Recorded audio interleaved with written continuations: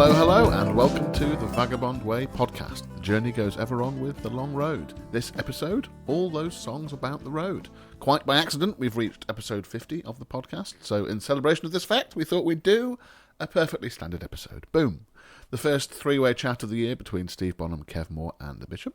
Steve takes us time travelling with a trip to his past, exploring in his attic. Kev takes us once again back to his trip in autumn last year, doing the Camino trail in northern Spain. And the Bishop, that's me, I bring part 2 of my chocolate adventures. The Vagabond Way podcast, featuring the long road, is exploring the world of the troubadour, the adventurer, the vagabond. The world isn't beige, it isn't processed, it's authentic, it's rich, and it's real. If those are the sorts of sentiments that make your brain light up, then hop on board. We are embracing all of those things, we're celebrating all of that, and we'd love it if you joined us on the journey.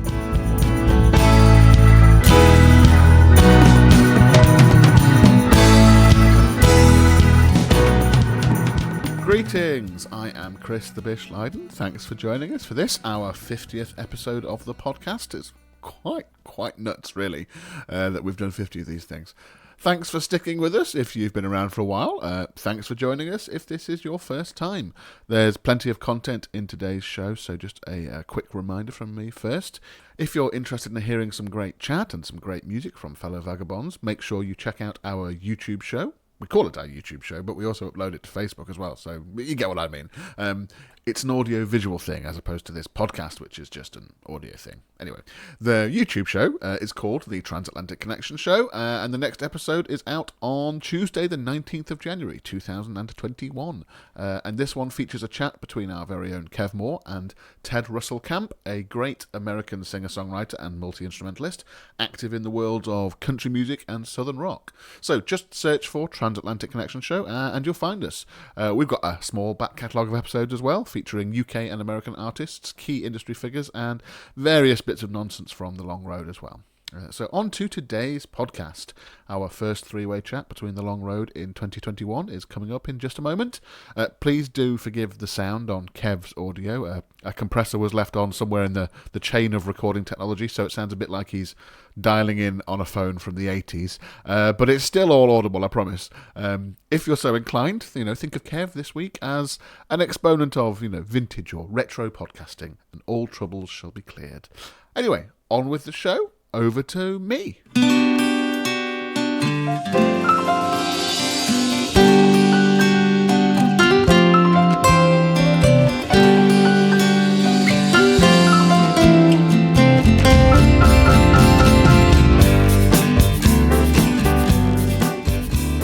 So here we are, the three members of the Long Road are together again digitally for the first time in 2021. So Happy New Year, chaps! Happy New Year, Bishop! Happy New Year! It's not the first episode of the year for the podcast listeners, but it's the first time that they're hearing all three of us talk. So lovely to be back with you all. Over here at Vagabond HQ, we've been working away at a project that's coming out in a couple of weeks, and a big bunch of that project has been looking back over the music we've released over 2020, so from the end of 2019 up to 2021, and sort of thinking about where these songs came from. So we thought it was a bit of a topic to discuss with the three of us. What inspires us, how we decide to make that leap from idea to, starting a song or starting a new piece. So Kev, what are your thoughts? How do you feel about this sort of the spark of the creative process? What goes on for you? Yeah, it's something that fascinates me and probably also terrifies me in equal measure, because if we start pulling it apart, will it dissipate the magic, the voodoo of whatever it is? But I know various things that inspire Steve to write, and the same for myself. And sometimes it's not always even the subject matter. It might be a sound, that makes me think of writing something. That often happens for me with a new instrument. I think we've spoken before about when you get a guitar. A friend of mine over in the States has said that she believes there's songs in a guitar and you have to pull them out, On my trek across the southern states, it was clear to me, I hadn't planned to go and have inspiration for an album, but it seems to me, and I'm sure Steve will agree, that you only need to be 10 minutes on the highways over there and hitting the villages and towns, and you just know you're going to come back with something because you're bombarded with history and ideas and inspiration. And I think they can come in a variety of ways. Sometimes it's a person you meet, sometimes it's a tale you've been told, you know.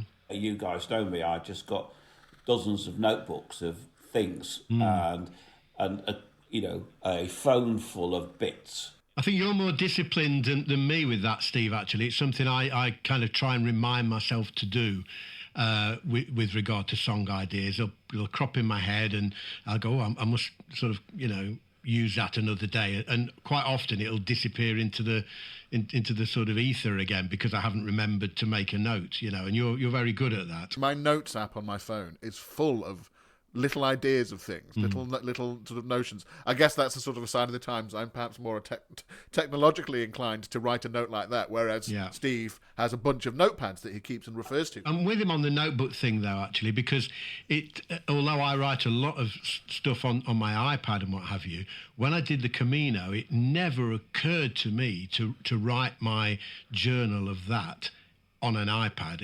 It had to be written. There's something, it's, I don't know if it's to give it a certain gravitas. I know I find it hard to read my own bloody handwriting after writing it. But it seemed the right thing to do. Can't explain why. Yeah. I think a lot of it for me is, think about just collecting everything, hopefully remembering where it is. Yeah. Is the fact is you don't know. You really don't know if it's going to be if that's going to be useful or not. I remember once doing this big hike, first day through the Atlas Mountains, and I must have got really, really dehydrated or something, but I'd walked 26 miles at altitude. And as I was walking, staggering, let's be honest, towards the end of the day, I kept looking at the ground and seeing these beautiful, shiny stones lying on the ground, which I thought, wow, I'm going to put... So I picked them up and I put them in my pocket and... collapsed into a deep and exhausted sleep when I got to where we were stopping. Then I remembered them the next day, a couple of miles in, and I put my hand in my pocket, and basically took out a fistful of rubble. Yes. And this is an overworked analogy. Yeah. It's a beautiful metaphor, Steve. But sometimes in the throes of delirium, you can probably find some of the best ideas. With enough friction in your pocket, those bits of rubble could turn to diamonds. Shiny, beautiful stones. Carry them around long enough. Yeah. If you carry it around long enough, if the ocean grinds at the pebbles long enough, absolutely. Well, it is true, and there is something obsessive and what's the word? A bit OCD really about songwriting, or me anyway. Because I did just before Kev hit out on the Camino Trail, and we actually played it on a podcast.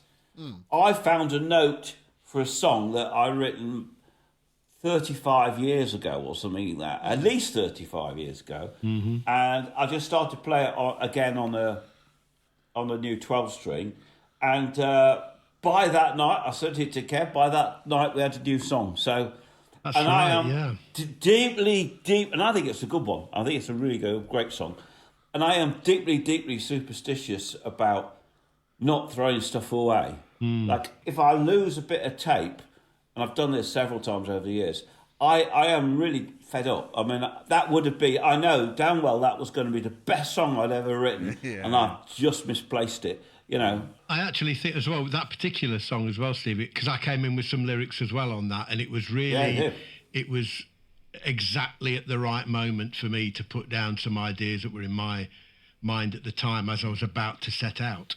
So it was fortuitous, that just the serendipity of you finding it at that moment and me getting me exactly the right moment to come up with that stuff. No, there was a kind of a slight consciousness. I knew you'd like that because the nature of the song.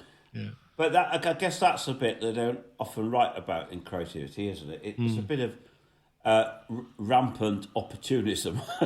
Sometimes it's a gift with like. It can be fairly obvious inspiration, like when I met Pinetop Perkins. I mean, how can you not write a song about the guy that's knew Robert Johnson. You have to do. But then there's also the stories, the little half stories. I was staying in a motel in Austin and got stopped by the police who were heading back to the motel, and the apartment next door was all sealed off, and there was a forensic police van there and everything, and it apparently there'd been a murder there, but now I never found out any more about it. But you just take that nugget and expand and think, well, what would the story be behind that? What's happening in that room? And then you've got your springboard for your own story then, haven't you? I mean, that's the thing. Look, going through all the bits from American Wilderness Odyssey, that's the project that's coming out in a couple of weeks. Some of the origins are tiny little specks of dirt that, to go down a metaphor route again. They're the specks of dirt that turn into the pearls, aren't they? Yeah.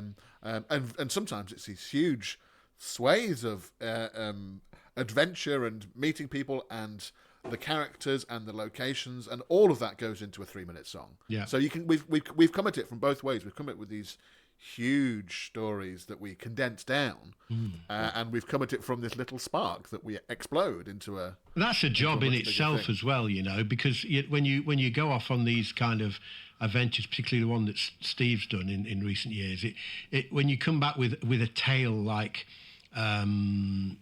The one about the hanging of the woman and stuff. It's such a vast story, and then we have to find a way to tell it. I mean, it did end up quite a long song, but nevertheless, to condense it into a story of a song context instead of a book is I think it's a skill that we are getting better at as well. Not everybody can really get across the depth of a story in 3 or in that case 5 or 6 minutes. It's not easy. 8 minutes. Is it? Oh, okay. More like 8 minutes, I think. Thinking about my own sort of how I originate stuff, because you guys are much more in the sort of song world, lyrics and music, and most of my stuff. I mean, I've written songs with Steve where I provide the music and Steve's written the words and or the tune, things like that. But a lot of my sort of instrumental stuff that I've written over the years, I'm just thinking now about what sort of sparks things. And quite often with my jazz things, it's as simple as a 2 or 3 chord sequence from another piece that I think, I like that chord sequence, and it sparks off an entire other thing. Yeah. I wrote a little jazz piece, which I gave the title "Dinner at the Palace."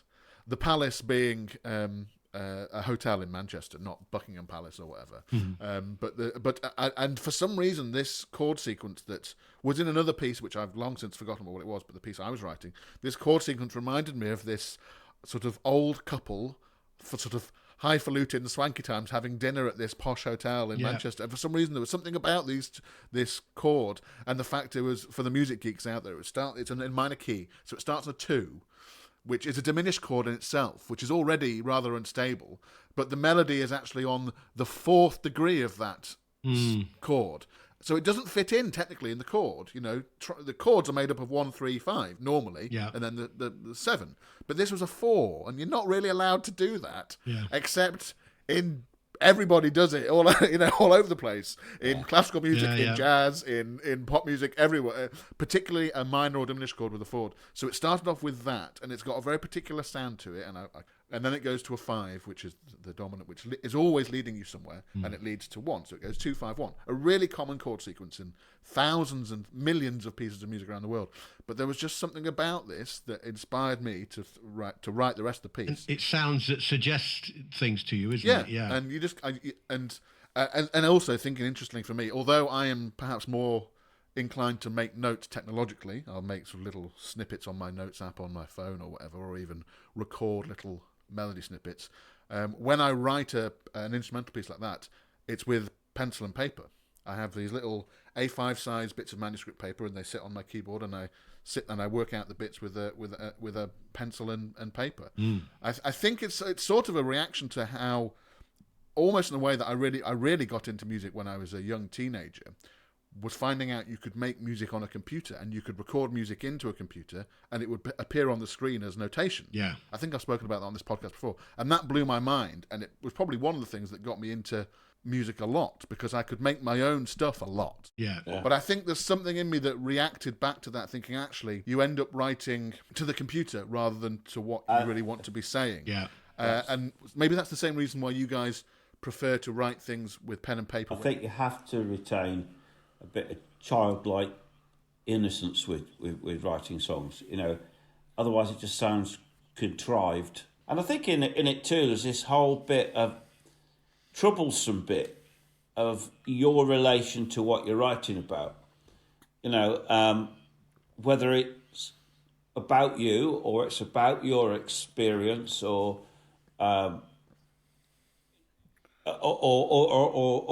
something somebody's told you. But am I talking the truth, our truth, or am I just making this up? It's a really difficult one, and I think there's a bit in songwriting where you've got to be a bit kind of crazy because you've got to be this childlike innocence almost about what you think, but also there's to be a little ruthless bit that says, but that won't make a particularly good song, or I'll hold that at a bit more distance, or no, this isn't totally about me. And it's that there's a song by, I think it's called the Tower Song, I might be wrong, by Townes Van Zandt.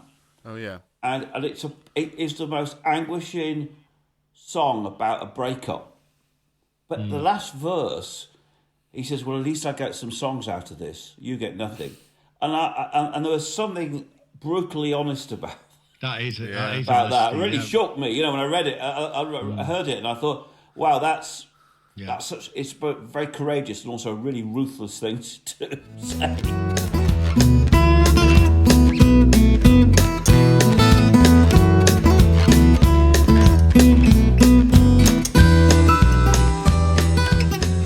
These strange times, we've probably got to know our attics a little better than we have for a while. Those, of course, who have attics, you know, that space above the stairs that requires a rickety ladder to get in. And we all feel compelled, perhaps, to sort things out, the final Star Trekian frontier being the attic and all the deep mysteries that lie in.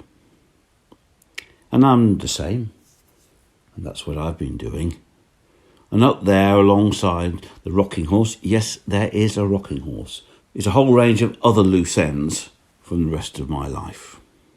Attics are full of might-be stuff, might be useful, might need that one day, might do for the grandchildren, although what they would want with a broken Furby, I haven't a clue.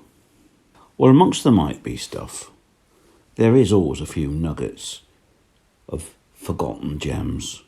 The things that the second you see them, or touch them, or hear them, a door opens into another world, somewhere in your past. A world of photographs, of old walking boots, of the sweet, cheap knickknacks, of long-gone souls, the ones you just couldn't bear to throw away. And for me, a box of old tapes of forgotten songs, written 40 years ago, back when I played in another trio with my school chum Tim, who would play 5 or 6 different instruments at a gig, and Nicky Berry, with a voice like an angel, who could still the roughest crowd with a gentle melody. And I listened to those songs, and I came across one that I had completely forgotten writing. And in the strange synchronicity of time, it was exactly relevant to the subject me and the boys were talking about in the podcast. It was a song about writing your own song. All those songs about the road. All those songs about the road by those who've never stirred. In all the places they'd never been, they'd always find a girl. I smiled at myself. My truculent attitude has not changed much.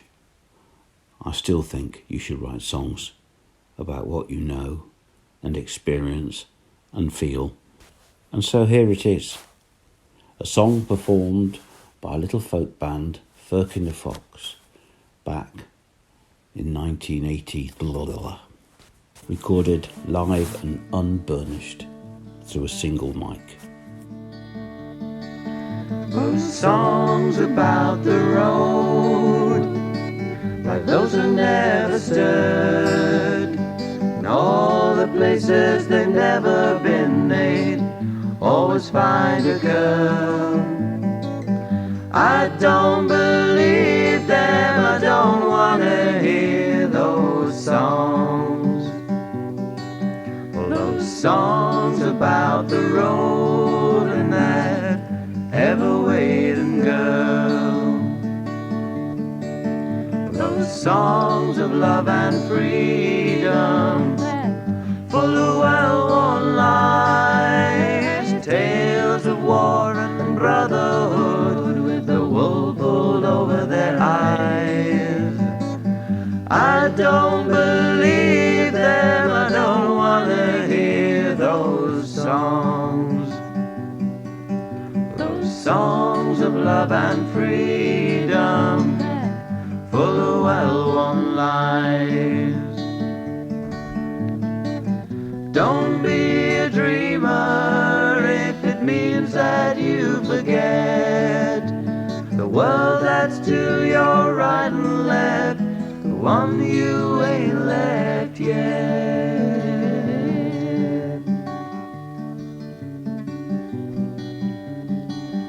If you've got to write a song, well, make the words your own. Dylan's old and Lennon's dead, and you're out there on your own. Why not sing of Manchester or the town where you belong? If you've got to write a song, well, make the words your own.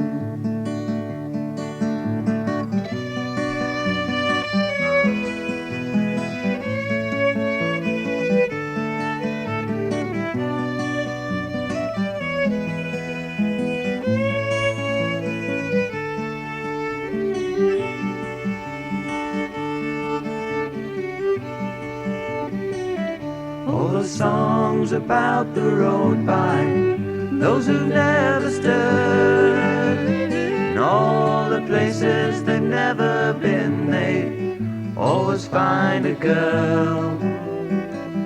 I don't believe them, I don't want to hear those songs.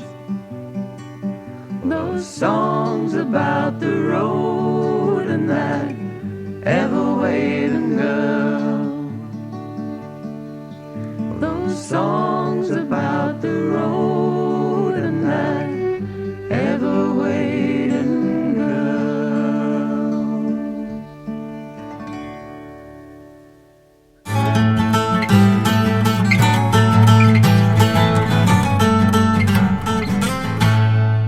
Hello listeners, you join me again as the sun sets on October the 8th.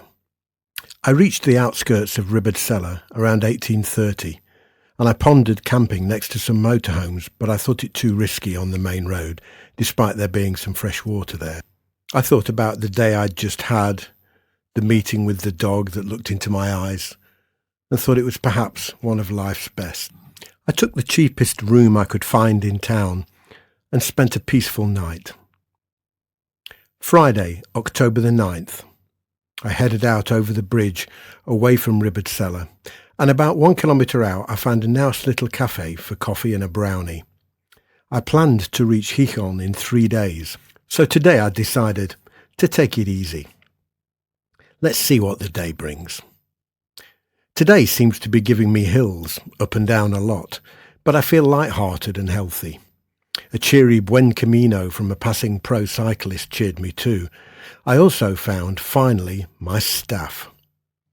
It didn't feel right buying one, and I'd held off. I sort of knew it would find me, that road magic again. And there it lay, entangled in wire that had failed to hold back the crumbling cliffs. I knew it was mine immediately, and I would spend time making it my own. I also met Betsy from Oregon, a lovely American lady who was also on the Camino. Somehow we got talking about the Appalachians and the PCP dens up there, so I told her of our song. The long road, of course, recording songs about stories of those mountains due to Steve's treks. Sometimes there is such synchronicity. As we came off the trail to the main road, the ocean sat before us, majestic as always. She headed down to the cafe and I sat in the most idyllic spot to eat lunch, watching the waves crash and tumble before me. I spent a while here enjoying lunch, and it was such a tranquil place. And I had a companion, a small, beautiful bronze and gold lizard, popped his head out from the gap in the table planks and considered what to do. Step by careful step, he revealed himself, glinting beautifully in the sunlight. He was stunning. We sat, he and I, contemplative, enjoying the sunshine, just two creatures enjoying the same gift. Finally, moving on, I headed once more for Kalunga. The weather seemed to be holding, and I was determined to camp this night. I had many people wishing me buen camino, including two old ladies and a motorbiker who shouted it and fist-pumped as he whizzed by. It really does put an extra spring in your step. I began to feel that my staff was a part of me. I'd found the right fit in my hand. Strange how quickly that happened. And indeed, as I returned to my home here in the south of Spain many months later and was finally reunited with it, all those memories came flooding back to me. This staff will accompany me on every journey. Tune in next time to find out how the rest of that day and night went.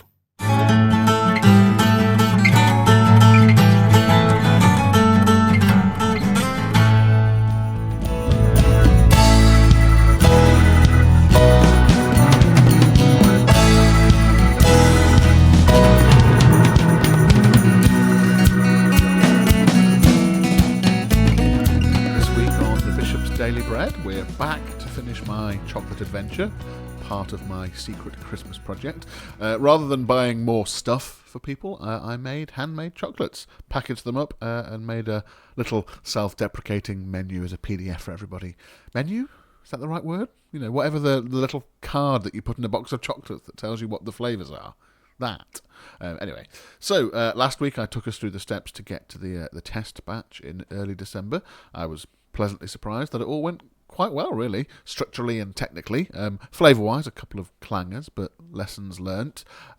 Whilst I was by no means a chocolate expert, I felt much more clued up about it all, and the last weekend before Christmas soon reared its head, production weekend.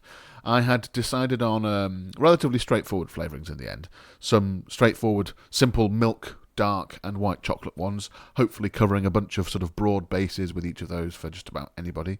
Then a classic, milk chocolate and orange. I wasn't sure if just the zest would be enough for the flavour or if the juice would add anything flavour-wise, so I did cheat a little bit with this one and used a very few drops of orange extract as well. And actually these turned out great. Terry would have been pleased, or threatened. Possibly my favourite next, a white chocolate shell with passion fruit curd and a lemon white chocolate ganache. Anything with passion fruit in is a winner for me. It was delish. Another contender though, lime and dark chocolate. This one worked really surprisingly well. It was inspired by an old pal of mine who would secretly hand out exquisite, expensive chocolate on tough days at work as a little pick-me-up. I did have bigger ambitions for some more flavours. Something with peanuts or peanut butter or something like that I would have liked, but perhaps is a bit contentious, really. Similarly, ginger and dark chocolate I'm a fan of usually, and plenty of my family are, but I just couldn't track down the stem ginger in time to do any experimentation with it, so I had to abandon that one. Another one I gave up on was pistachios. For some reason, I think of pistachios as this very Christmassy nut in our household, although I really don't know why. Anyway, perhaps next year for the pistachio one. Anyway, flavours sorted. I was fairly happy with how they were going to turn out. Next, I had to decide, /work out, /make do with the decorations. I had a couple of sprays, one silver, one gold, glittery. Now, the thing I've learnt with this is as soon as you spray anything in your kitchen with one of these sprays, one of these glitter sprays, that's it. Glitter everywhere. Glitter on the wooden spoons, glitter on my kettle, glitter on the toaster, just everywhere. But decoration-wise, they probably were the most effective. Other ones, I used a coloured... I managed to colour some white chocolate. I was in the dark a little bit here but I sort of persevered, made it work. A couple of the designs ended up looking like, well, rather nipular. One was a bright blue nipple, but visually distinctive for sure. One was going to be multiple little dots dotted around. It was a lovely idea, but practically very hard to pull off. Gravity still exists, you see. So if you paint a dot on the side of one of these little moulds, it just slides down to the bottom. So that design of dots quickly became crosses. Anyway, decorations painted in, chocolate tempered, put the coating for the shell in the mould, wait, check it, wait some more, fill it, cool it, wait, check, wait some more, put the base on, cool it, wait a good long while, then turn it out. And actually, most of them did turn out really well. A couple were cracked, but that was always going to happen. So this isn't really a long story short, it's a long story long. But I had a ball. I've never done anything as complicated or as time-consuming in the kitchen, I don't think, but the results were very pleasing. They tasted great, which was for me the most important thing, and if they didn't look at least sort of good or fine, then they looked hilariously bad, which fed very nicely into the self-deprecating menu I prepared. Would I go rushing back to make another batch of chocolates? Not quite. But certainly one day. Effort to result ratio is a bit wonky on this one in my book, not perhaps dissimilar to my croissant adventures, but actually as an infrequent sort of little treat, little adventure, it can stay on the list of things that I'll do. Just goes to show, with a little time invested and a lot of Googling, you can put your mind to anything.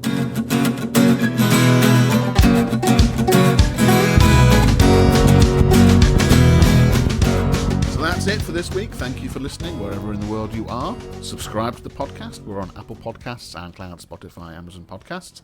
The next episode will be out next Friday. Join us on YouTube for the Transatlantic Connection Show and become part of the Transatlantic Connection movement. Head to youtube.com/thevagabondway. Find The Vagabond Way or Steve Bonham and The Long Road on Facebook. All of our music is on Bandcamp, where you can support a positive ecosystem for the music industry. Download, streaming, vinyls, CDs, it's all there. Head to thevagabondway.bandcamp.com. We're on Patreon at patreon.com/thevagabondway. Big thank you to our Patreons and a special shout out to Orla Flynn, James Lydon, Stuart Lydon, Yvette Lydon and Trish Taylor. Thank you for your ongoing support. Patreon is a great platform that makes it super easy for anyone out there, you, to support content that you love on a monthly basis. It gives you direct access to the people creating the stuff you love, us, hopefully, and you get to play an integral part in shaping the direction of the things that we make. So, become a vagabonder. That's our name for our supporters on Patreon, to help us create music, live performances, books and short stories, this weekly podcast, our YouTube show, and some new things that we're cooking up. As a vagabonder, you can get the recordings and books we make for free, receive exclusive Patreon-only merchandise in the post, get regular behind-the-scenes updates from us, unlock access to exclusive livestream performances and Q&As, and lots more. You can help us create something different, something that entertains, and something that inspires others. So, join us on the journey and release the vagabond within. Patreon.com/thevagabondway. Thank you once again, brave adventurers, vagabonds and explorers, for joining us on The Vagabond Way. Remember, the world isn't beige, it's authentic, it's rich and it's real. Embrace every last bit of it. Until next time, the journey goes ever on with The Long Road. Bye for now.